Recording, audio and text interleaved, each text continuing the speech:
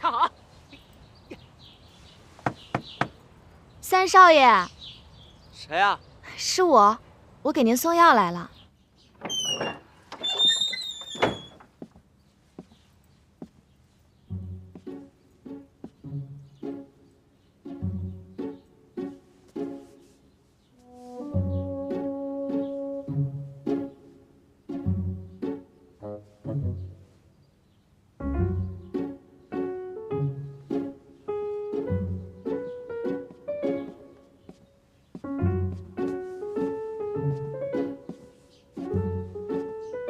三少奶奶，这线我自己玩呢。哦，哎，小小姐，你是奶奶屋子里的大丫鬟，又不是我屋里的人，怎么整天往我屋里跑啊？三少爷，药送来了。放那儿吧。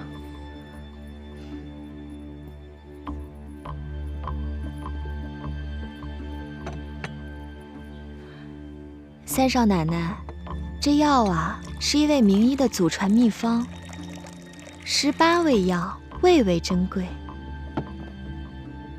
柯少爷为了弄到这些药啊，可费了不少劲儿呢。三少爷，您还是趁热把药喝了吧。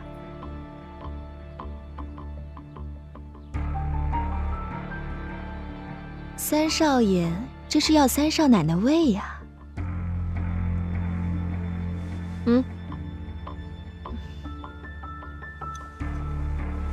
好，那我先把地给扫了吧。不用了，小喜会打扫的。出去吧。那我待会儿再来收药罐。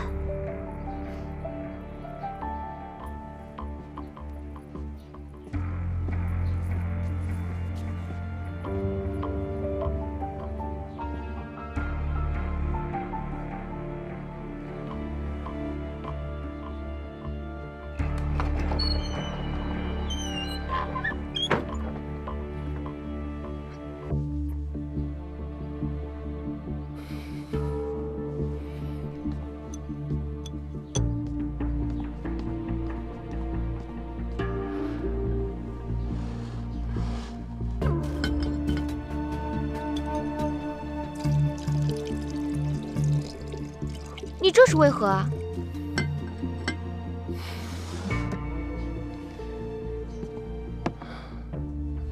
这药啊，不可多吃，也不可不吃，有的药非吃不可，有的药不可去吃。什么意思啊？也没什么意思，我的意思呢，就是咱们出去散散心。好啊，好久没出去玩了。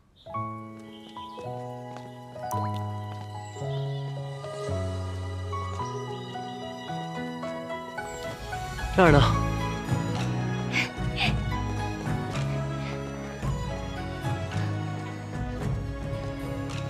好漂亮啊！这什么地方啊？这是奶奶专门为我养病修建的花园，那个便是我为这花园题的字。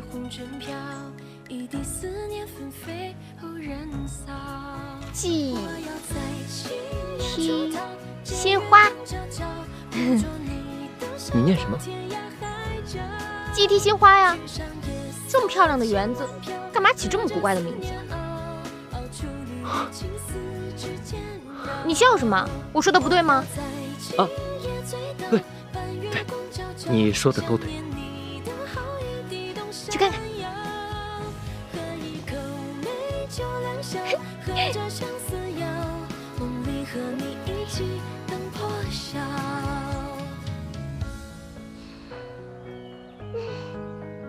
4个字念错了一半儿，知书达理的杜小姐竟然成了百字先生，奇怪。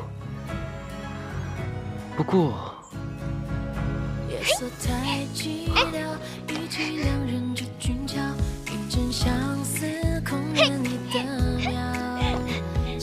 挺有意思。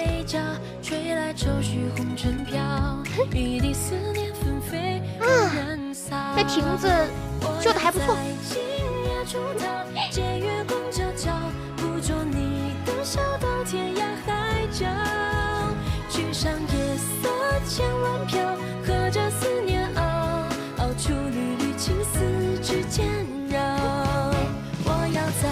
到了。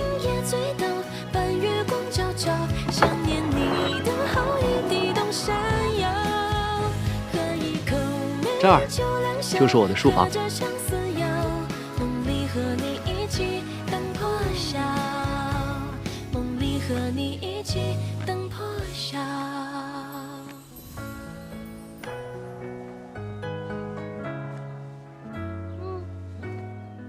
如何？不错。对了，你看这4字怎么样？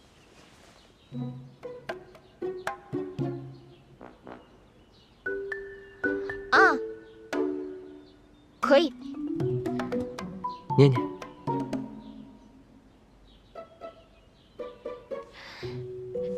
惊觉乐。这第3个字，它念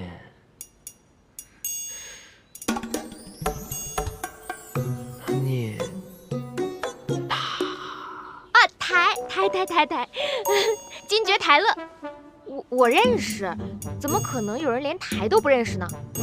真好笑。是。你这个宅子这么漂亮，为什么建在这么偏远的地方？多可惜啊！这你就不知道了。我在这儿呢，第一，可以看书写字；第二，这有一扇门，可以直接通到园子里观景。带你去看看。嗯。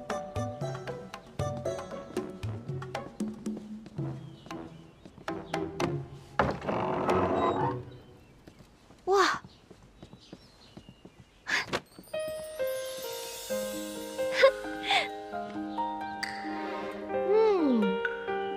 你看，那儿便是观景阁。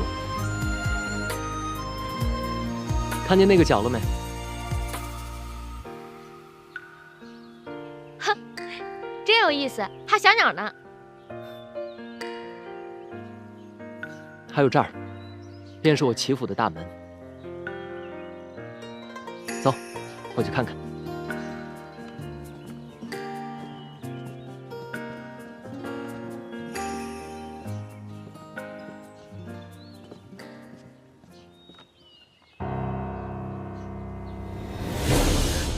怎么了？这哪是风景，这叫煞风景。瞎说，此乃本楼一景，我特地将此楼修建在此。你这个人还真奇怪，喜欢看这些荒坟堆子。喜欢啊。我每观此景一次，便醒觉一次。面对此景，鄙人不敢有一刻松懈，所以，我才会在那边的牌匾上写上“惊觉始乐”。不是台乐吗？哦，对，惊觉台乐。对。你也过来歇会儿。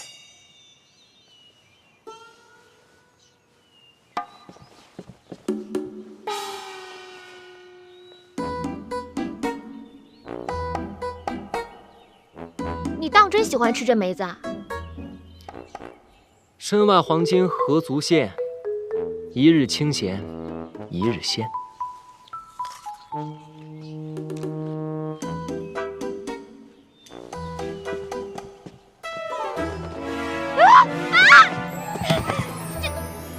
你有这干嘛呀？天机不可泄露。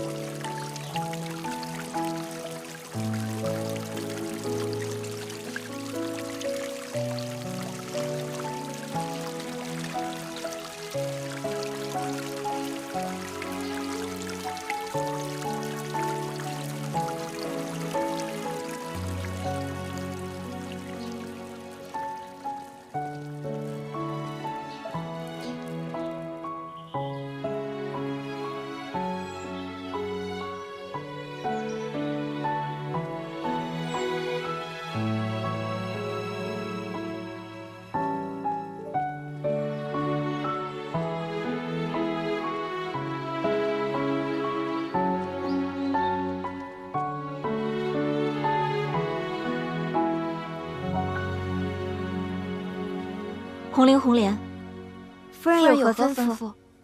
今日花园赏景，你们不必处处相陪，让我随意一点，行吗？是夫人。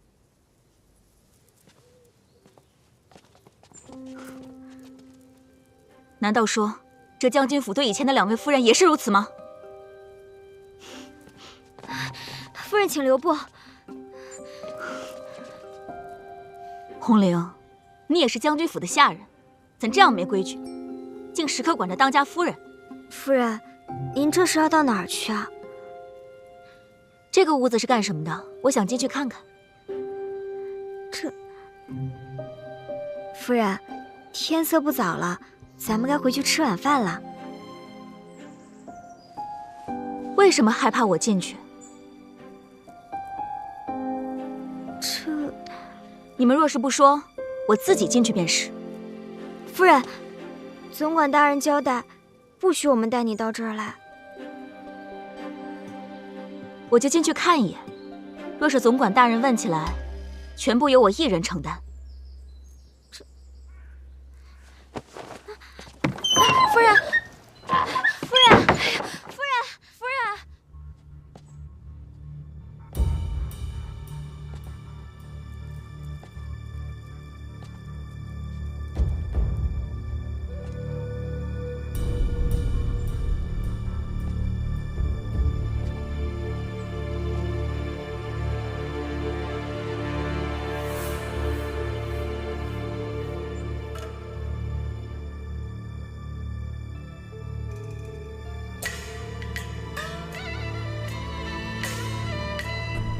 他确实娶过2位夫人，据说都是被折磨死的。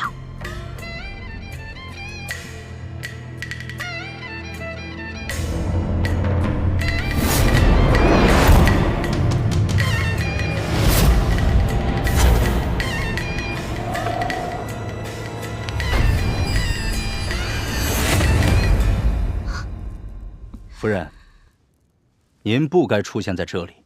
李总管，我是怎么吩咐你们的？和他们无关，是我自己要硬闯进来的。夫人，您该回房歇息了。你，夫人请。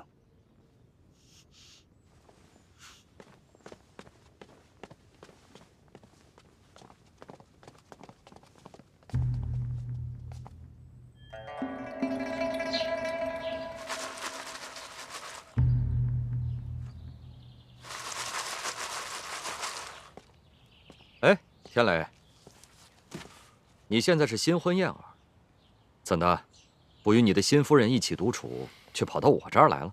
师父，现在确实是云遮雾障，疑点重重。此话怎讲？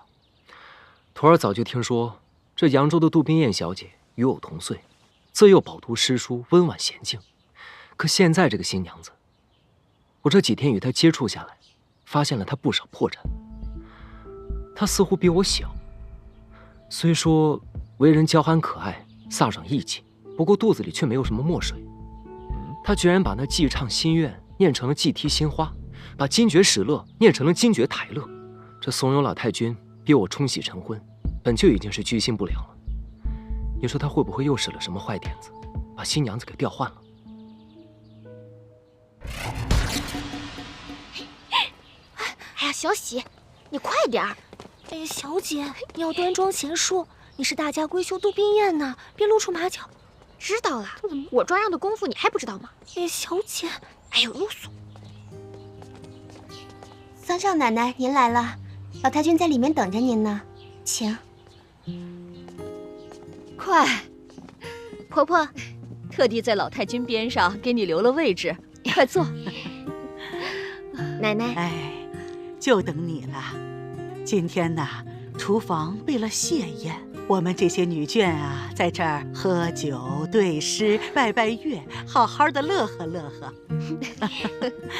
天磊呢，身体不好，吃不了这些寒凉之物。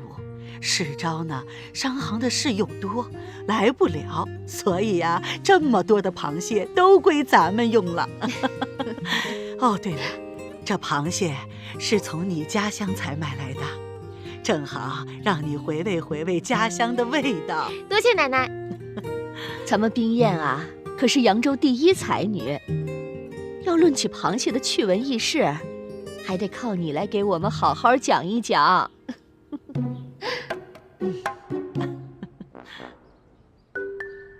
婆婆、奶奶，冰燕愚笨，这奇闻异事的，我脑子里一时想不起来多少，但这民间流传的对子，我可知道不少。讲出来，您可别笑啊！哎，怎么会笑呢？都知道你是个大才女，从你嘴里说出来的，我都爱听。这圆瞪眼，口莫扬，煞是猖狂，皮有春秋，肚内黑黄，铁甲强熬，爪横芒，终不免包其折爪，拌葱姜。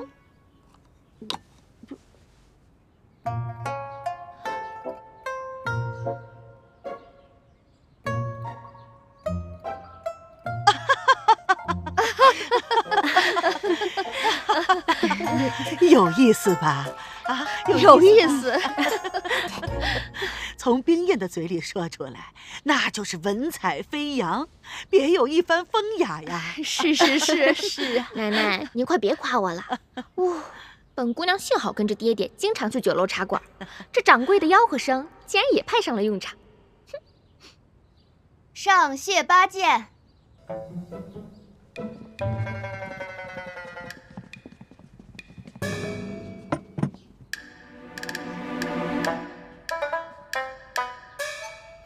狼牙锤、青龙勺、日月镊、凤池剪、青铜墩、乾坤斧、梨花针、柳叶瓜，七七八八的都是什么呀？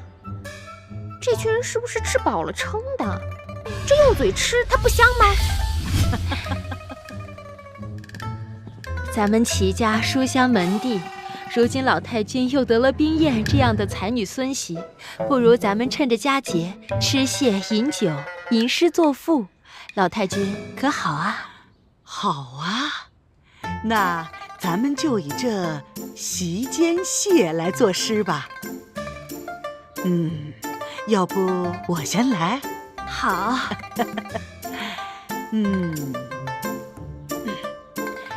到手就是稻子熟了，稻熟金秋，蟹正肥，双熬如鲫挺清泥。好诗，好诗。那接下来谁来呀？老太君啊，不如就让三少奶奶先来吧，一边向我们展示展示扬州大家闺秀吃蟹的风雅，一边吟吟诗，做对。方小巧啊，你真是哪壶不开提哪壶。哎呦，冰燕姐姐，你可难死我了。腹有诗书气自华，咱们三少奶奶当然不让啊。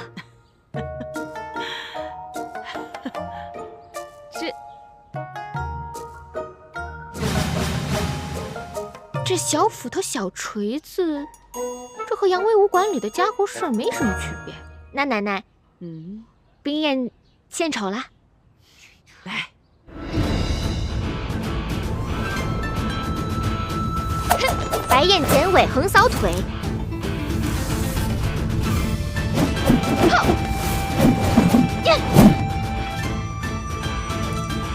飞棍撞钟，挺胸扣。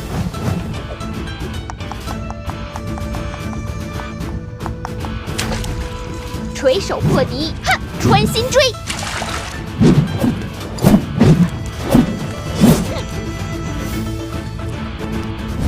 舌剑唇枪，蟹纵横。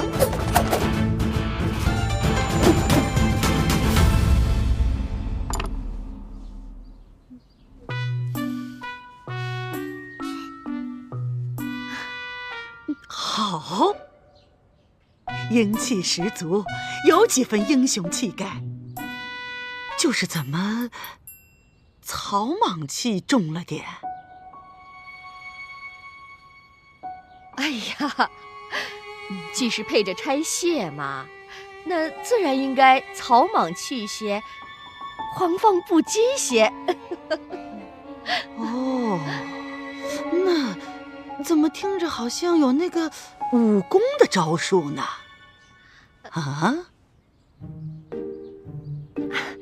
老太君，哦，我们家老爷总是教导小姐，说这女孩子呀，也该有心胸宽广，有大江大河的气度，不可以太闺阁胭脂气了些。所以呀，才让我们家小姐自小读了许多边塞诗，这文风嘛，自然就豪迈了些。对，奶奶，我可喜欢边塞诗了。想不到咱们三少奶奶还有些侠女气度。那是巾帼不让须眉嘛。老太君，这屋外各类品相的菊花已经摆好，各位不如先移步屋外赏菊作画。好啊，那走，到门口去看看咱们家的菊花去。冰燕啊，老太君当年可是出了名的名书画匠，你也是扬州的大家闺秀，想必这琴棋书画应该也是样样精通的。今天啊，可得给我们好好的露一手。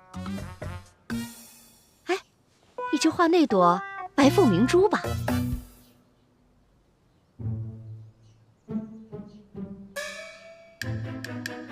行，好，咱们各自画起来。好。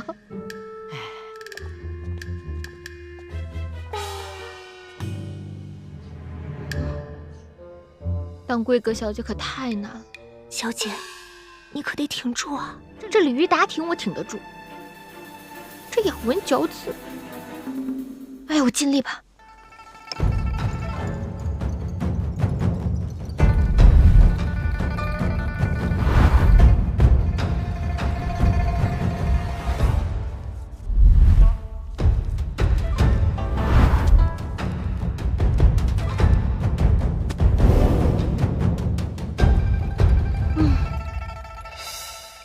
菊花呀菊花，你是白凤明珠，我就是晒太阳的小黑虫子。早知道爹爹让我上学堂的时候，我努力一些就好了。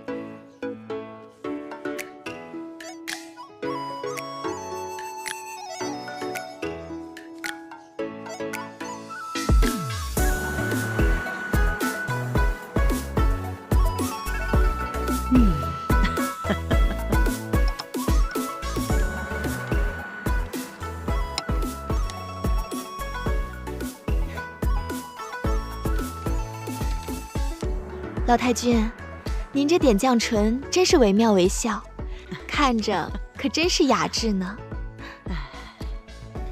三少奶奶也画完了。哦，那大家都来看看冰燕的画吧。奶奶，其实我不擅长画画。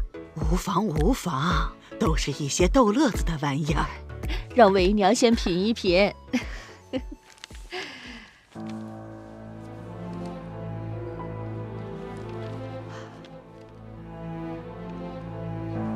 哎呦，冰燕呐，你这印章式的笔法可是如何画得的呀？您快瞧瞧。哎呦，哦，这风格奇特，与众不同，别有一番景色呀！好，好，拿近些，让我仔细瞧瞧。哎，奶奶，我都有些饿了。哦，哎呀，刚才净顾着画画对诗了，没让他吃东西。好，你想吃什么？奶奶带你去。我呀，想吃糖醋小排。红烧肉。好，糖醋排骨、红烧肉，厨房上。生儿，快来。小心奶奶。哎，好嘞。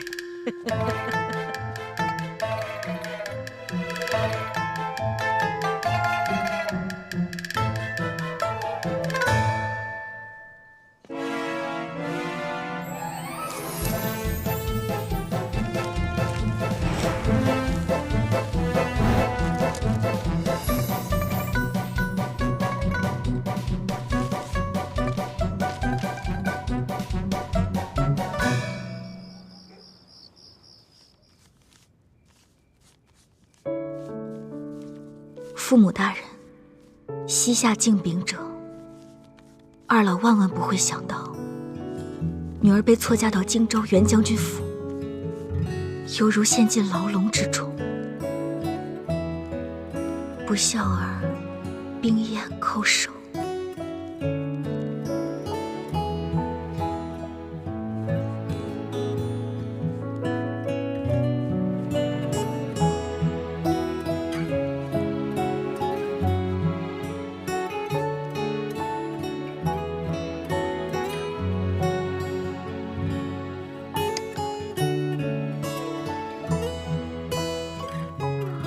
就算没有上错花轿，被嫁去林州齐府，给一个活不了多久的病秧子冲洗，结果又会好到哪儿去呢？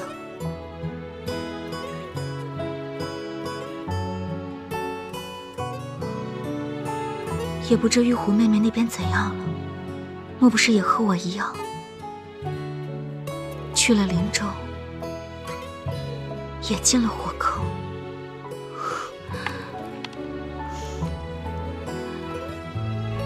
玉狐妹妹，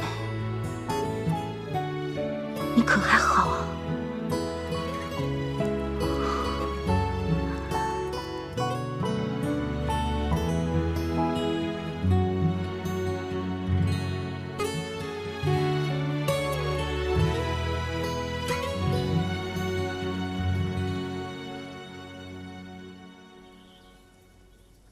唉，真是太无聊了。再在这个府里待下去，我这满身的功夫就要白费了。唉，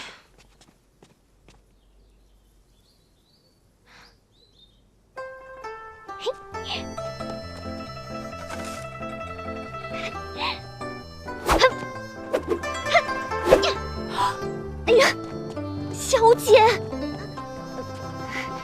小姐，你记住，你现在的身份是从小饱读诗书、温柔娴静的杜小姐，哪里会舞什么剑啊？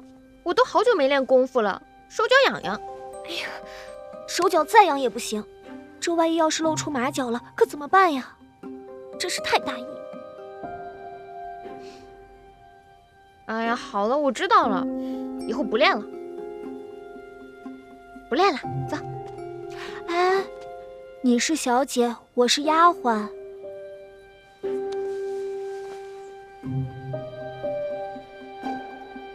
行，我端着行吧？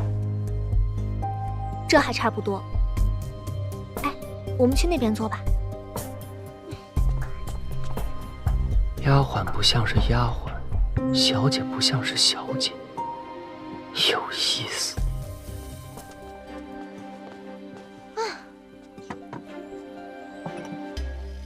小姐，咱们从扬州来到林州这么久了，你觉得这齐府怎么样？怪。那齐三公子呢？也怪。那个哑巴小谁啊？猜猜看。是湘云吗？不是。爱珠？也不是。宝珠？更不是了。哎呀，我猜不出来了。燕生小姐，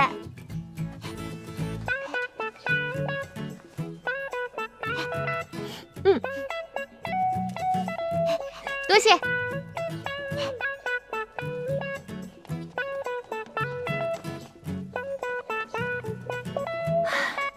这燕生小姐啊是个好姑娘，只是可惜了，是个哑巴。小喜，我觉得这齐府上下怪得很。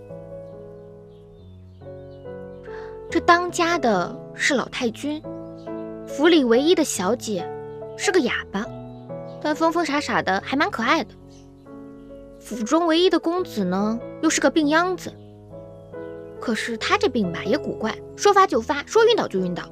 你看着他快死了吧，可一转眼人就又好了，说起话来嬉皮笑脸的，不知道说的真话假话。小姐，你可真是快言快语呢。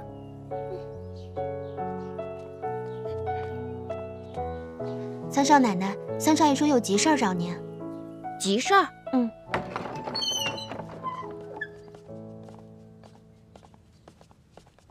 有什么急事儿啊？此事呢，说急也急，说不急也不急。少卖关子了，赶紧说吧。是这样，你来咱们齐府呢，也有段日子了，我们也理所应当派人去扬州一趟，一来是报平安，二来也是向岳父岳母表达一些敬意。你意下如何？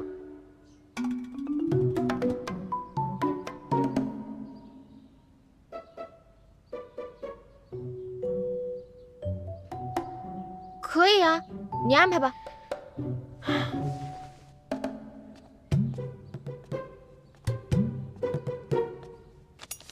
这礼物呢，我已经备好了，这是清单，你看看还需要增添点什么？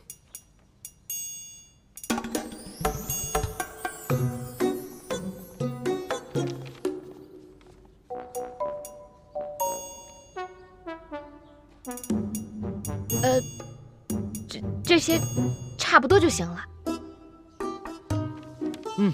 好。哦，还有，这信我也写好了，不过我着实不知道岳父岳母姓甚名谁，名字是哪几个字，所以还要劳你这个当女儿的亲自写了。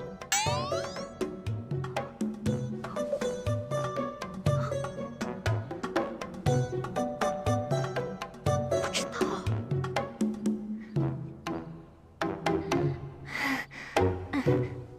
写吧，小姐。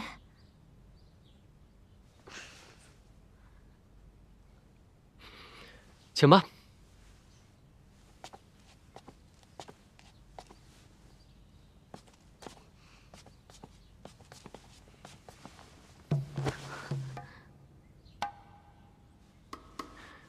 请吧。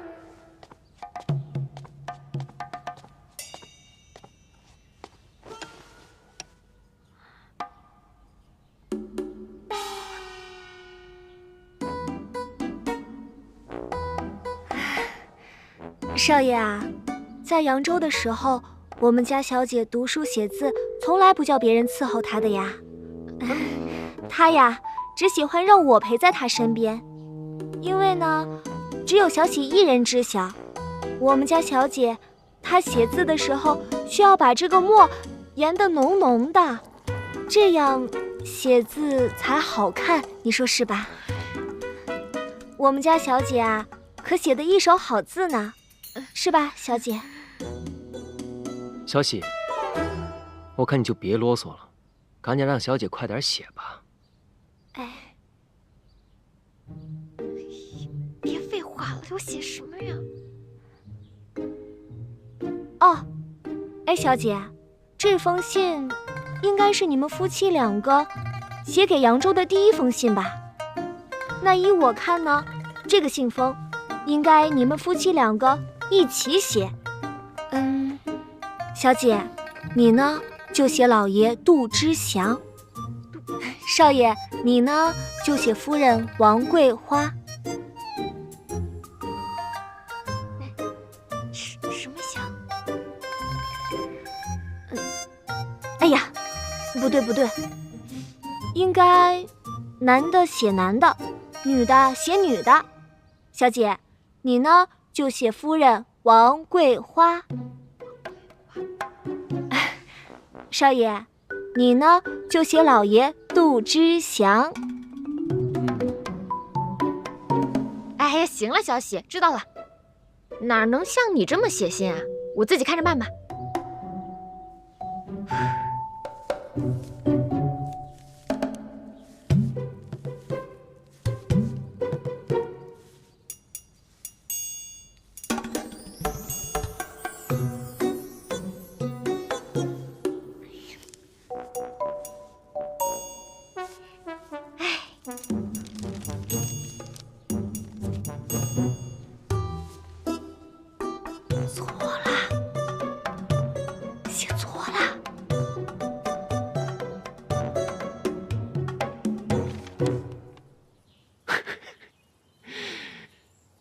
之阳，这3个字写错2个。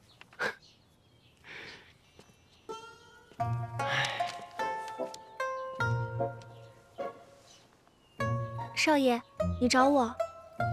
今天叫你来呢，其实也没什么大事，只是方才见你研墨，发现你是个聪明的姑娘，非一般丫头能比。我想以后就专门让你在书房伺候。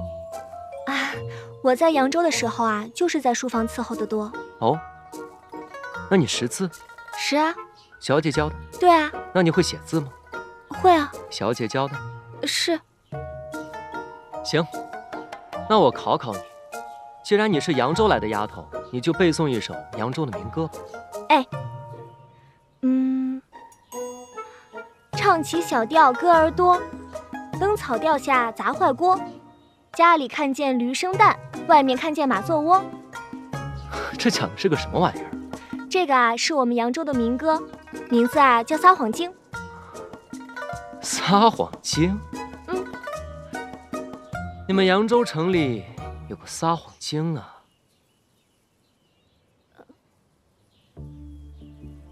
小喜，我看你就是那个撒谎精吧？我怎么是撒谎精呢？你当然就是撒谎精。你左一个小姐教的，右一个小姐教的，可你家小姐写的字东倒西歪，你倒是说说这是怎么回事？少爷，这是因为小姐那天啊，她出门的时候，她的手被门给夹了，所以她写这个的时候啊，那个手就哆哆嗦嗦的。住口！你很聪明，一边研墨一边告诉人家，杜小姐的父亲叫杜之祥，母亲叫王桂花，可人家偏偏不领情，把杜之祥3个字写错了2个。你说这世界上哪有这样的女儿，连自己父母的名字都不知道，你告诉她还要写错？人家拿着竹片当宝剑，想在花园里舞一舞，你还跑过去劝阻，叫人家扭扭捏捏的走碎步。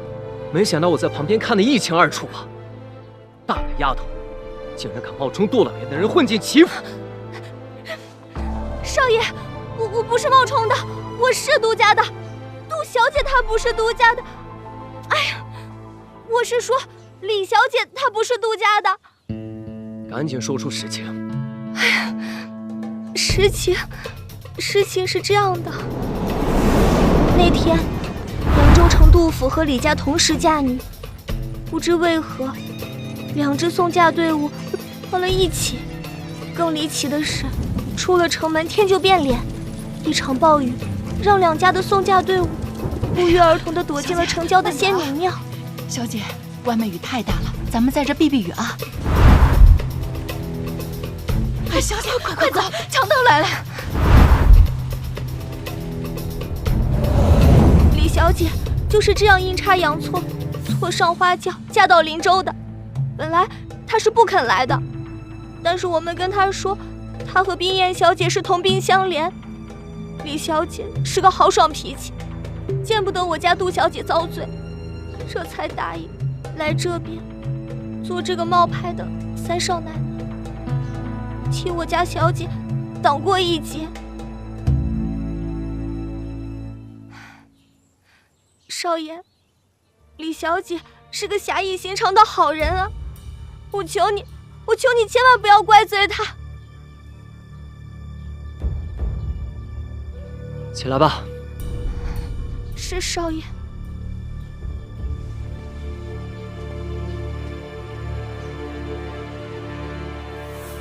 你方才所说之事，除了我之外，不可以告诉任何人。从今往后，你在府上少说话，多做事，谨慎小心，不可露出任何马脚。是少爷。还有，此事也不可以告诉3少奶奶。你若是敢走漏半点风声，严惩不贷。记住了。记住了，记住了。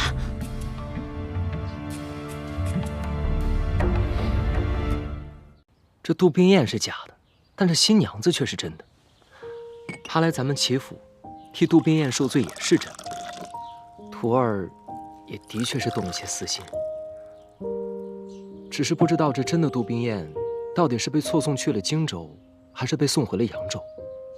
十有八九是去了荆州。如果送去了扬州，杜家应该早就把人送回来，要求重办婚礼了。师父所言在理，也不知道这真的杜冰雁被错嫁到了将军府，又会弄出些什么故事来。要想知道荆州那边的情况，倒也并不难。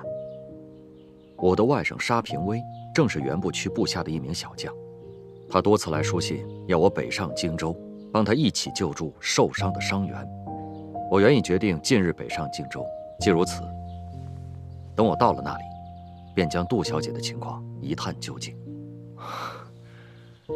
那可真是太好了。师父，若你有什么情况的话，请立马告诉我呀。那是当然。只是天雷，你切莫忘记我平时对你嘱咐的话：不图财，不图名，不近色，不可乱了分寸。是，徒儿谨遵教诲。好，那我即日启程。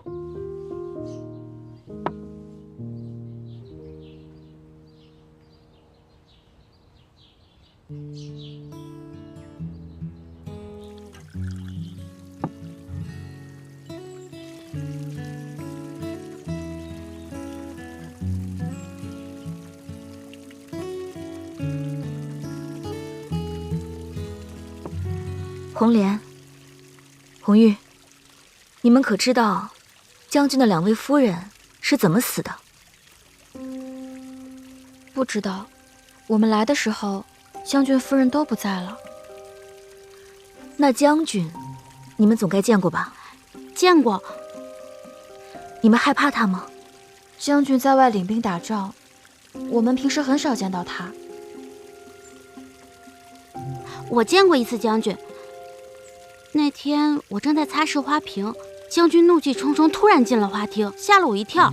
我一个没拿稳，不小心把花瓶给打碎了。然后，红玉，往下说呀。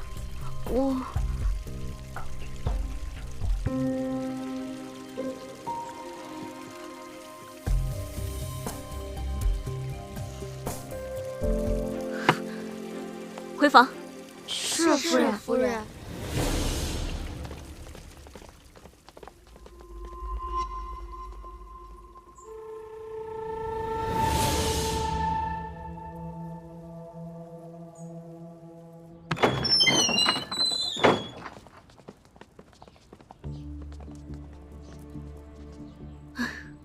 我这儿没什么事了，你们忙你们的去吧。是夫人。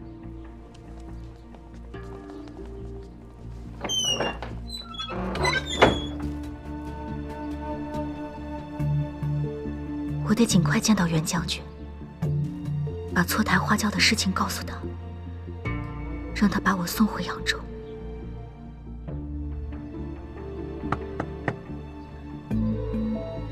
进。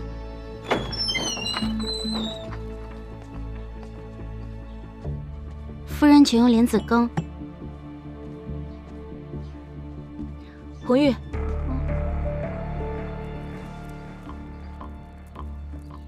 刚刚你说将军忽然进了花厅，吓得你把手中的花瓶都给打碎了。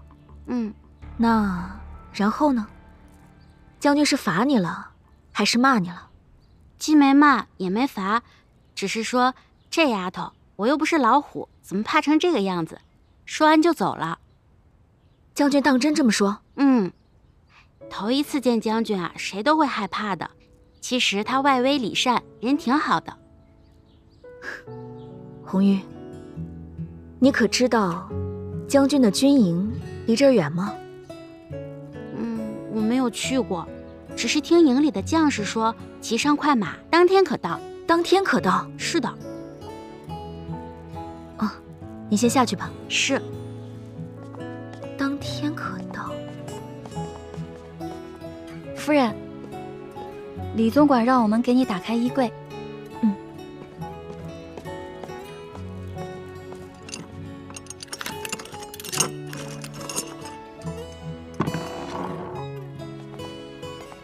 夫人，请看，管家说这些都是将军吩咐给您准备的，让您任意挑选。这些是？哦，都是将军往日穿的便装。夫人日后与将军同住，管家便命我们把将军和夫人的衣衫放在一处了，方便您和将军取用。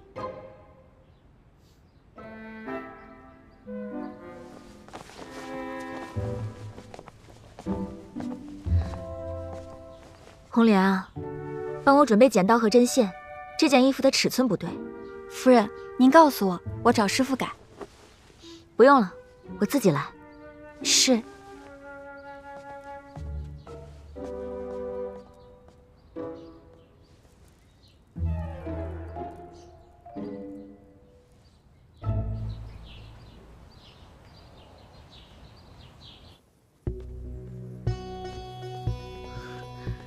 观察了几日，该是这个时辰换职了。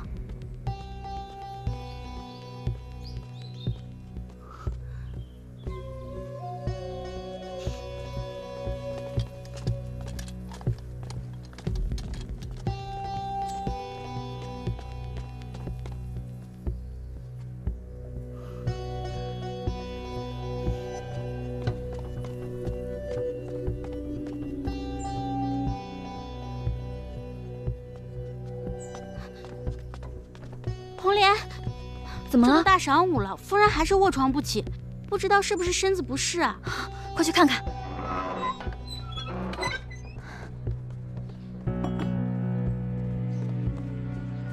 夫人，夫人，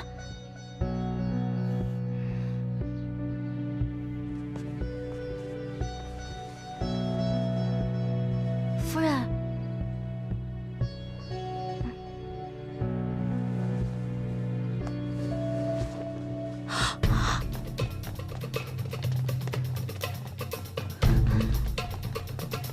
大总管，大总管，都带人巡过了，将军府上上下下都不见夫人的踪影。什么？房间、花园哪儿都找过了，可是夫人不见了。来人！大总管有何吩咐？骑快马，带上夫人的画像，往南边扬州方向，快追！是。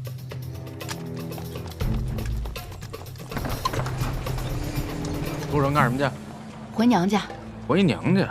啊。走吧。哎，谢谢。来下一个，出城干什么去？回家看孩子。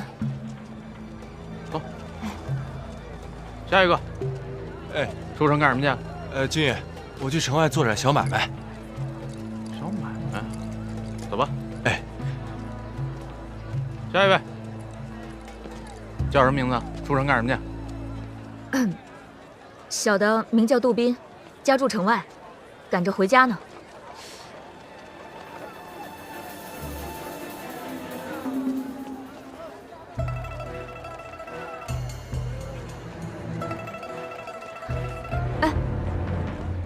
小娘子，笨兔子，看什么看？赶紧走，赶紧走！哦，下一个。哦，出城干什么去？我出城买些药。买药？啊。走吧。哎。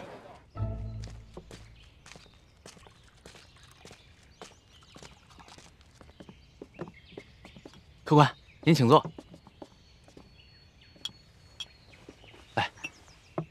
谢谢。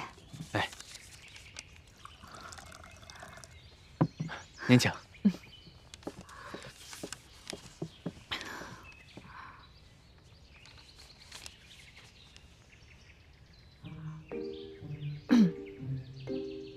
大叔，请问这儿去边城该怎么走啊？出门向西，路不太难走。只是那边在打仗，你去那儿做什么呀？哦。我是去看望兄长的，我兄长在军营为国效力。听你这口音，像是扬州一带的人吧？大叔真是好耳力，在下正是扬州人士。我看你年纪轻轻，长得又十分文弱，独自一人出门，路上可一定要多加小心呢。多谢大叔关照。啊，到了。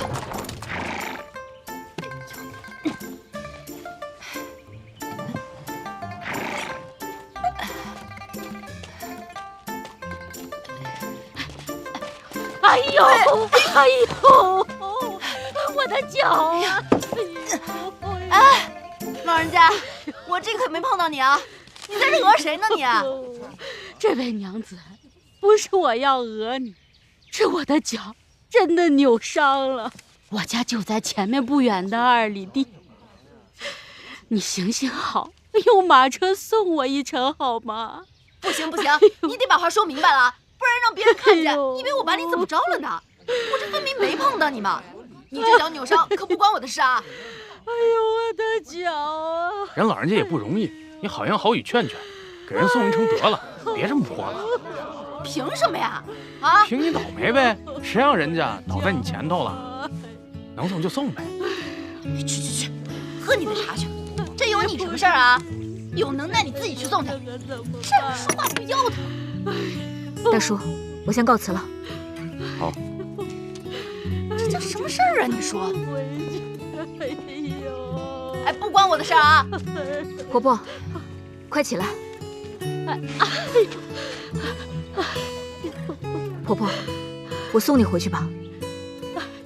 那太谢谢小公子了。走吧，慢点。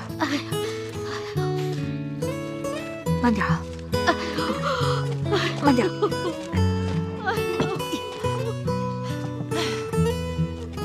哎，前面2里地那村子，我经常去收粮食。这老人家我怎么没见过呀？是啊，我好像也没见过。糟，这像女孩的书生要出事。哎呀，慢点啊，婆婆。这一路上多亏了你了。没事。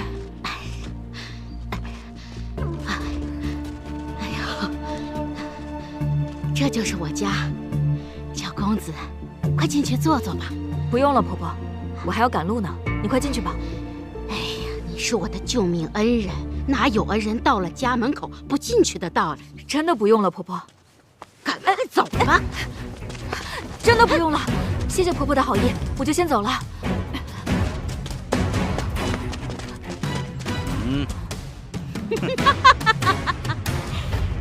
你进了我的院子，踩了我的地面，别想这么便宜的离开。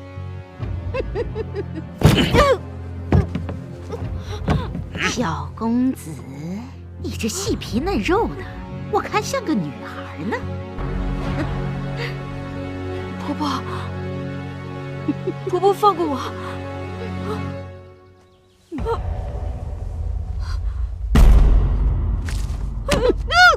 小公子，我劝你识相点，把银子都掏出来。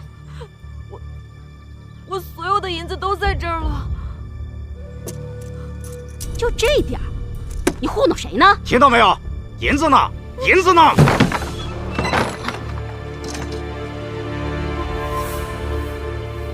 你干什么的？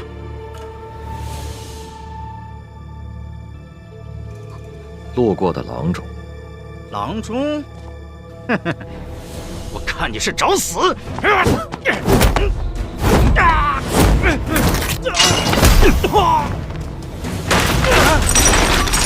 家的，大侠，大侠饶命啊！大侠，大侠，放过他们吧。你们2个以后不许再做恶事，滚！哎呦，当家的，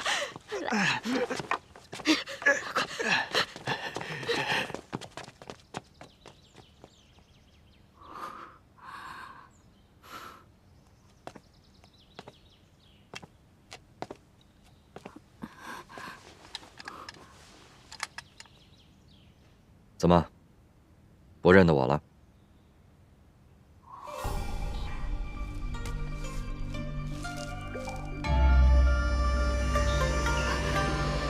大叔，刚刚我还在提醒你，怎么这一会儿的功夫就掉到这狼窝里来了？惭愧。其实这也不能怪你，谁又能想到呢？那可怜的老妇人竟是这恶人所化。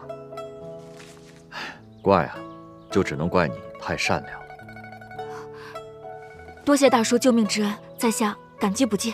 不必客气，但是需要谨记，日后出门在外，凡事要多加小心呢。哎，大叔，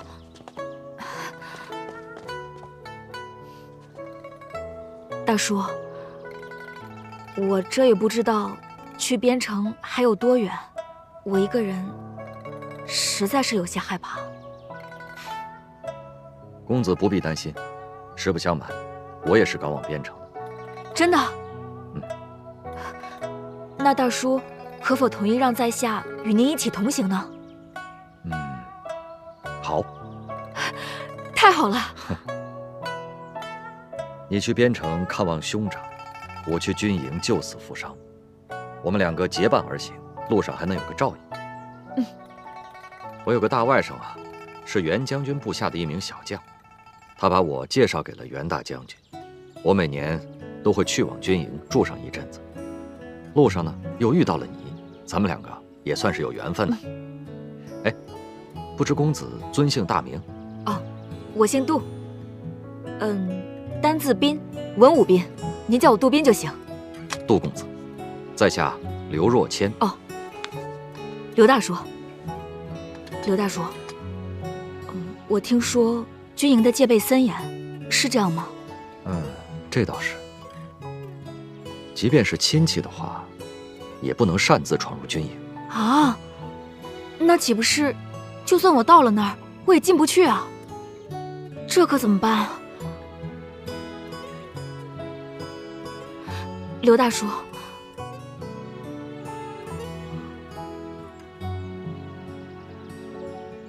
不如这样吧，我看你啊是一个聪慧的读书人。刚才虽然是你被骗，关键时刻你依然挺身而出，颇有我为医者悬壶济世的样子。我就收你为徒，你以医者的身份进入军营，这样你既可以寻找你的兄长，也可以学到医术，岂不是一举两得呀？真的？师傅在上，请受徒儿一拜。来，快快请起。收拾东西，咱们即刻启程。师傅。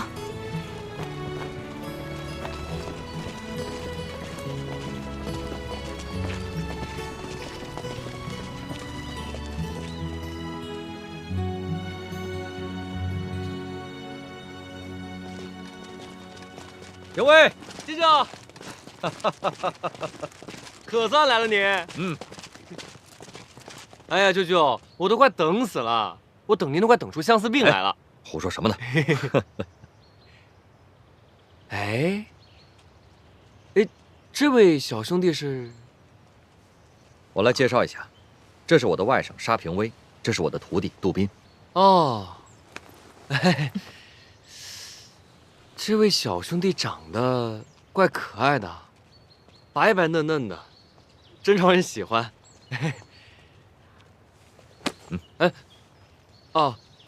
对了，舅舅，昨日一仗，我们杀敌300，但是我们自己也损失了30，军中的大夫人手又不足，袁大哥发脾气了，说再治不好这帮重伤员，就要了他们的脑袋。袁将军果然残暴。你说什么？哦，我说，将军果然厉害。那当然了。哎，舅舅，幸亏您来了，这帮重伤员算是有救了。走，我先带你们去看伤员。走。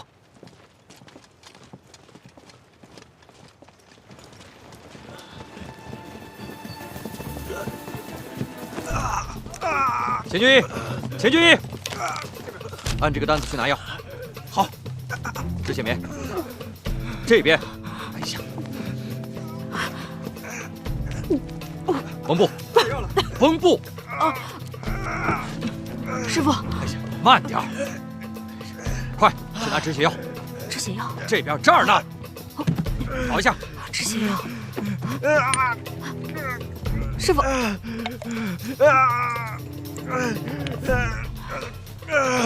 过来，帮我摁着，双手，我用力，摁住了啊。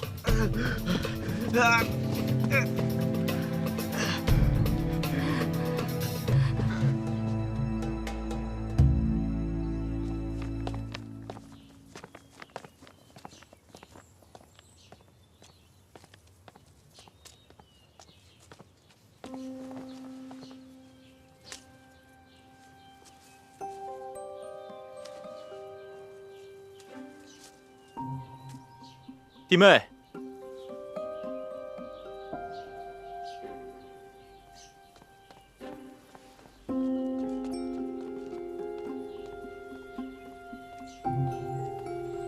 表兄，世昭唐突了，还望弟妹海涵。天磊没有陪你一起吗？啊，在屋里呢。天磊近来身体可好啊？也还行吧。我正好有些事，是关于天磊，不知可否借一步说话？行。来，弟妹，坐。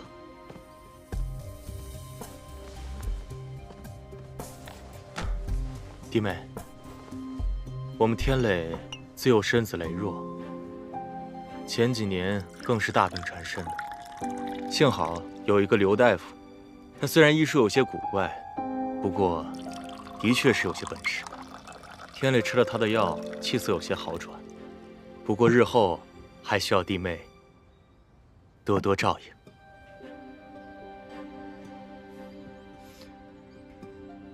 这外祖母虽然让我帮忙打理齐府家业，不过也是为了等到天磊康复之后，好好接管齐府的家事。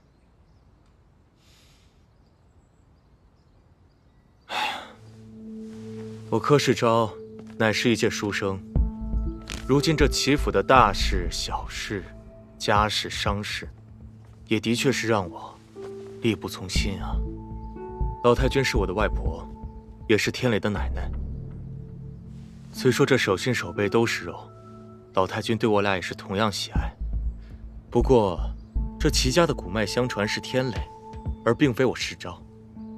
待到天磊身体痊愈，能够支撑起这个门庭，那我世昭也便要回到江州去了。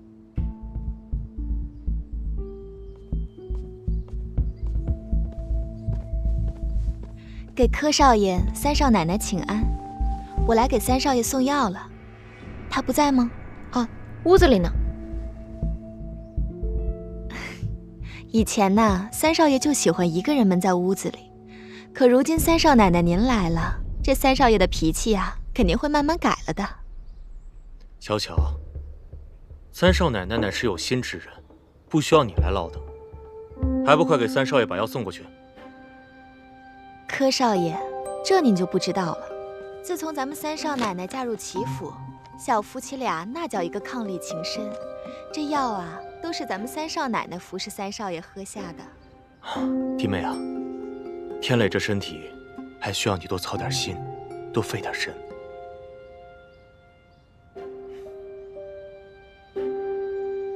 哦，对了，我明日要去外地10几家商铺去巡查，你有什么需要，也可以去找小巧。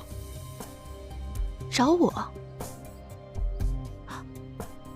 对对对，三少奶奶有什么需要，吩咐我就行。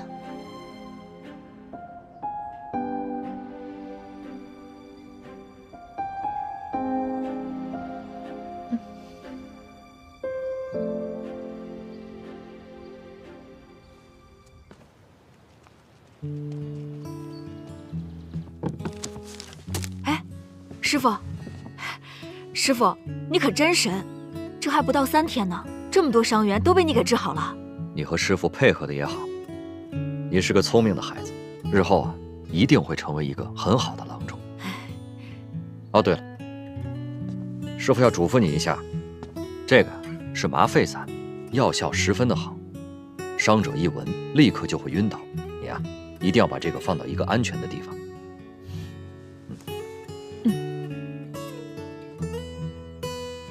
我去看一下伤员。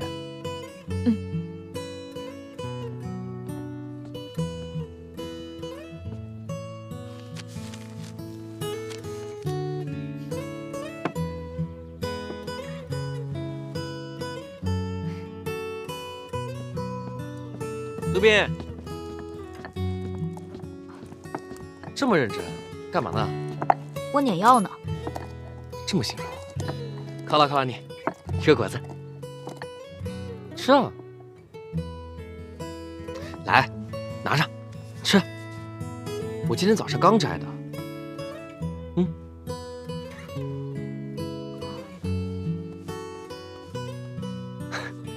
杜宾，你吃果子还这么细致，跟个小姑娘似的。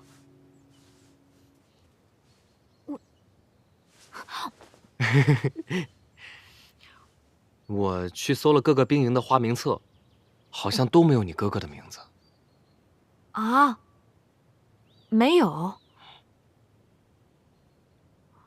哎，要不然这样，你呢，让我去见见袁大将军，问问他是不是知道。最近，你就别见他了吧。怎么了？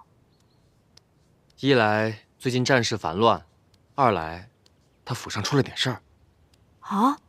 什么事啊？哎，我其实不该跟你说的。哎，他在扬州娶了个媳妇儿，但是那个女人好像耐不住寂寞，还没跟我大哥见着面呢，就已经从将军府逃跑了。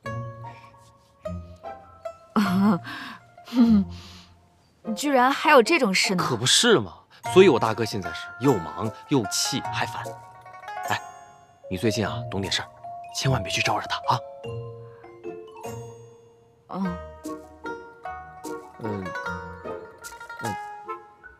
杜宾，你也别愁眉苦脸的。这样，等过了这段时间，我大哥不忙了，我帮你再问问他。咱们也可以先打听打听你哥哥的消息。如果实在是找不到，咱们两个义结金兰。我愿意当你哥哥。我在家里排行老4，上面有3个姐姐，下面有1个妹妹，我可太想要个弟弟了。沙小薇，你舅舅还等着我给他送药呢，我先走了啊。哎，不是，我这话还没说完呢。下次再说啊。不是。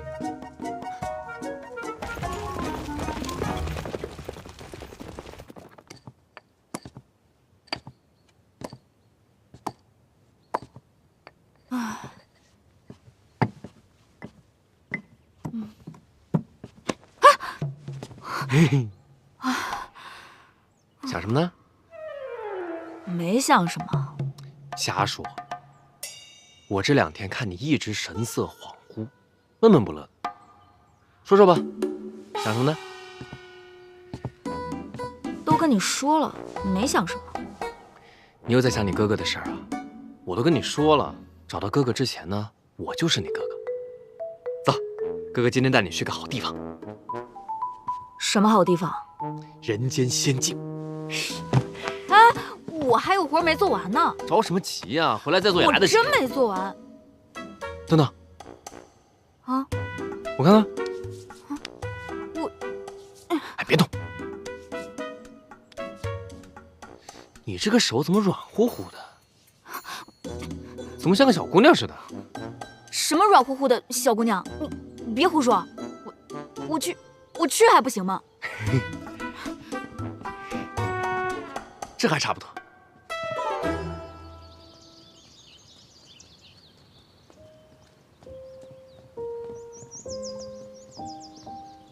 怎么样？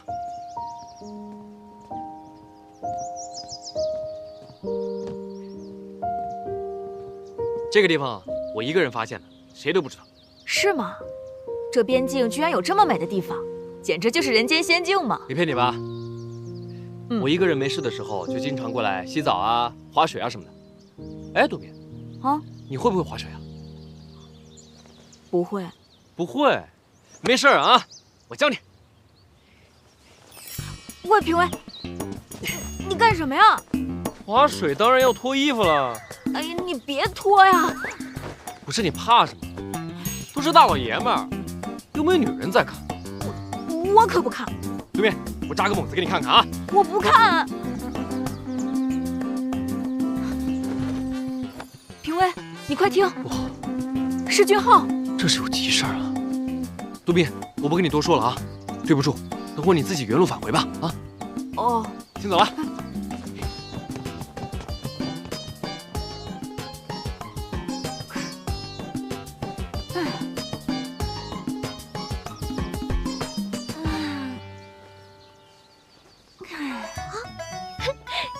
这也太神奇了吧！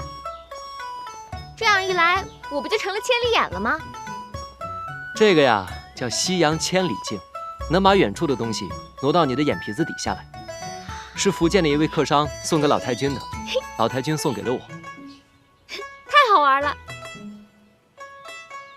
咱们齐府啊，好玩的东西那可多了去了。好玩的东西，给我瞧瞧。你先别着急啊，我先把话说在前面。咱们齐府呢，有真好玩的，有假好玩的，还有不好玩的和不能玩的。不能玩的是什么？这个嘛，今天就先不告诉你了，日后再慢慢跟你说。哎，你可别哼哼啊，这路遥知马力，日久见人心呢。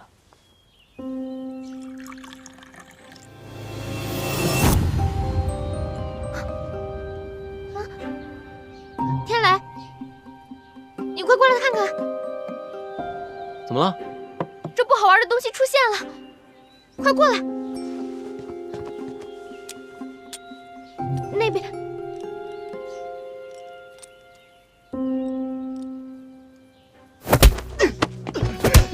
打，狠狠的打，打死他！打，往死里打！停，拉起来！小兔崽子，我看你还往哪儿跑啊？你倒是跑啊！就你这样的，也要见老太君啊？打死你！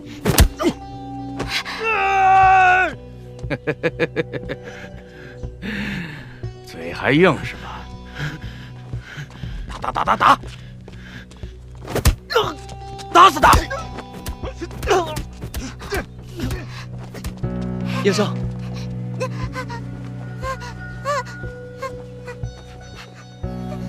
走，住手！谁呀？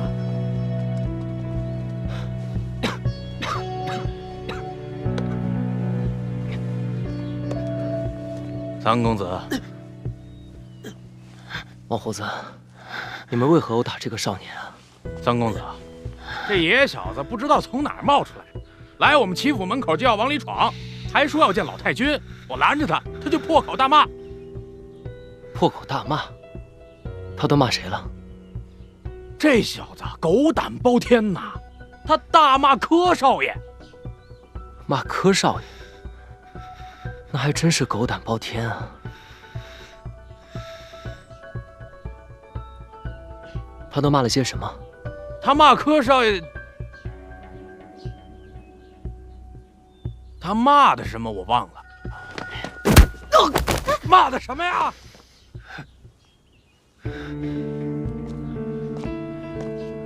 三公子，他骂的实在是太难听了，小的不便再说。没事，不便说，那便不说了。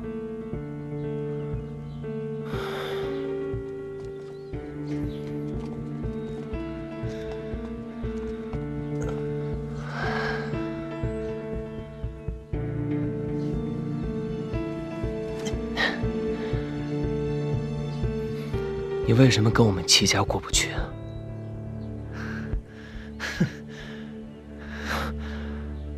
还挺拧。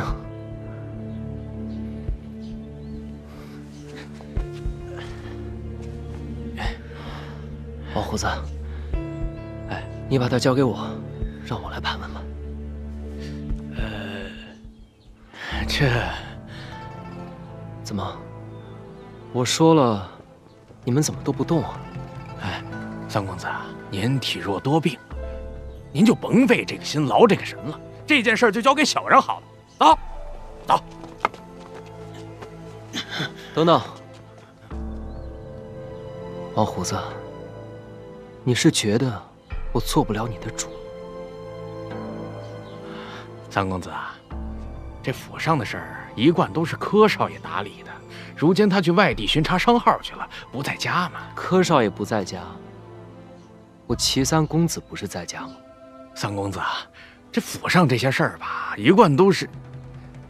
咱们还是等柯少爷回来吧，听听他怎么说。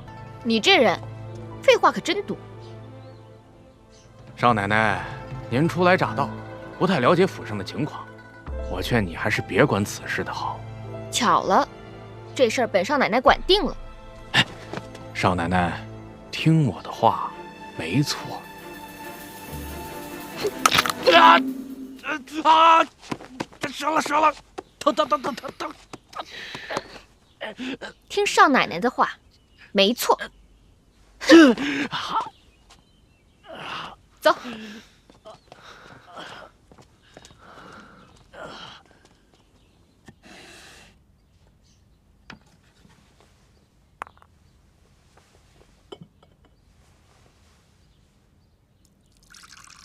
你这是什么东西啊？这是刘先生留下的太和丸，对于治疗跌打损伤有奇效。叶生，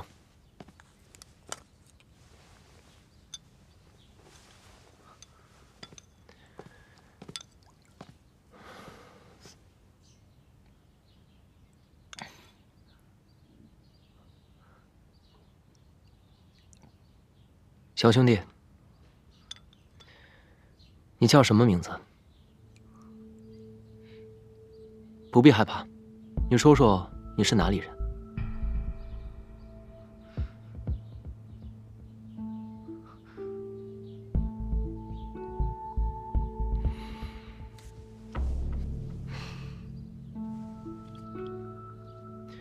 那你为何在大门口辱骂柯世昭呢？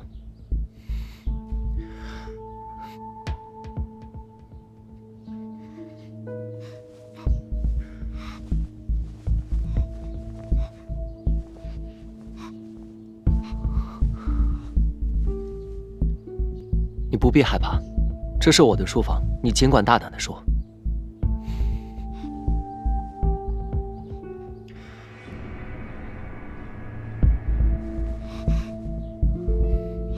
燕生，你不必比划了，他看不懂。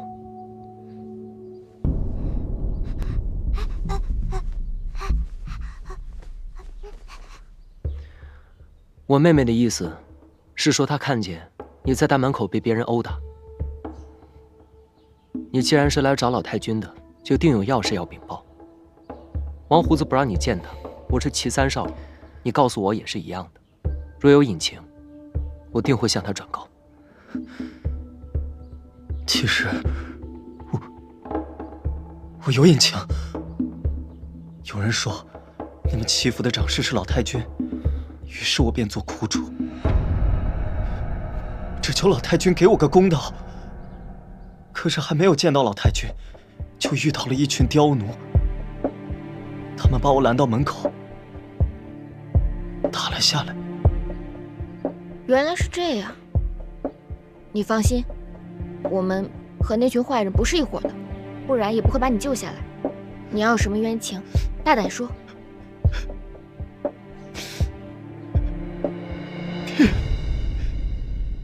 娘，你们死得好惨。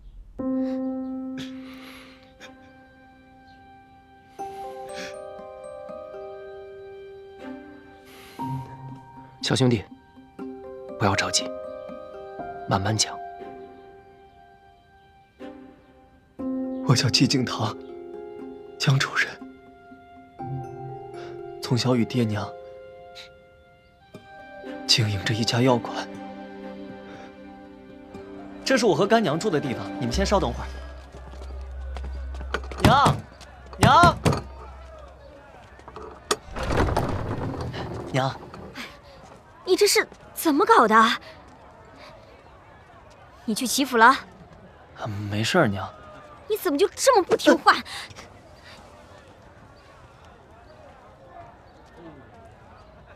这二位是？啊，这位是齐公子，这位是齐公子的夫人。齐府的人，谁让你把外人往家带？娘，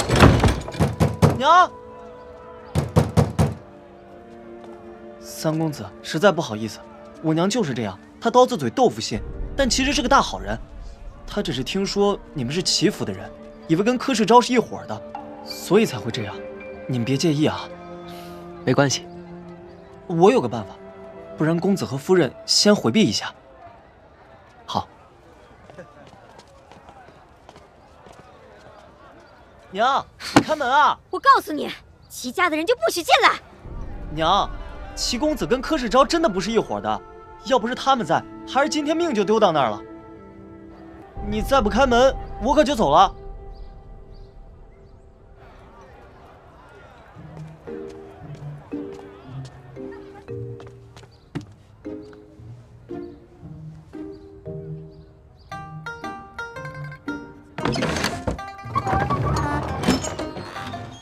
静堂，娘，哎呀，你个臭小子，吓死我了！那二位先请进吧。